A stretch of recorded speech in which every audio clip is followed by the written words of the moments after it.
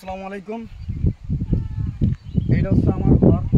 আমি ঘর already video অল্প করছি। ঘরের এক সাইড ছাওয়া, এক সাইড অর্ধেক ছাওয়া আছে, দেওয়া হয়নি।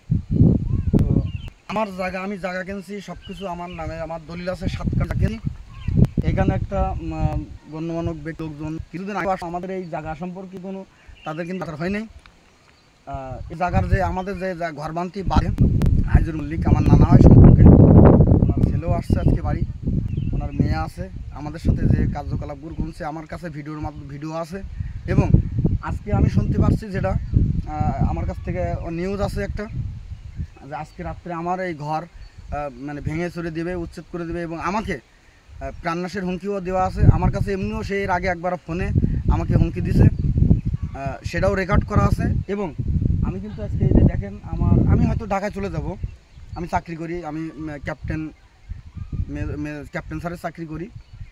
তো আমি এখান থেকে এখন আমি ডিউটিতে যাব, কিন্তু যাওয়ার আগে আমার এই সমস্ত কথাগুলো আমি শুনতেছি। তো এই হচ্ছে আমার জায়গা। আমি তাদের সাথে বলছি যে আমার জায়গা আছে এই 7 কাঠা, যদি আপনাদের জায়গার কোনো দাবি দেওয়া থাকে তাহলে আপনারা হচ্ছে আমিন নিয়ে এসে মাপ দেবেন। ওরা সেই পর্যায়ে আমিন নিয়ে এসে মাপ দেবে।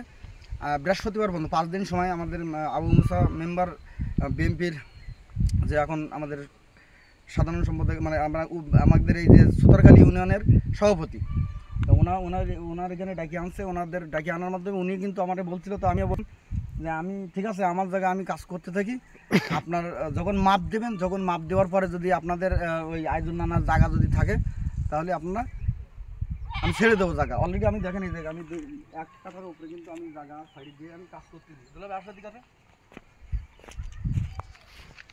এই যে আমি জায়গা কিন্তু অলরেডি অনেক সাইডে কাজ করতেছি। তো যাই হোক, ওটা কোনো কথা না, গণ্যমান্য ব্যক্তি যারা যা বলবে সেটা কথা শুনতে হবে। তো এই হচ্ছে বিষয়।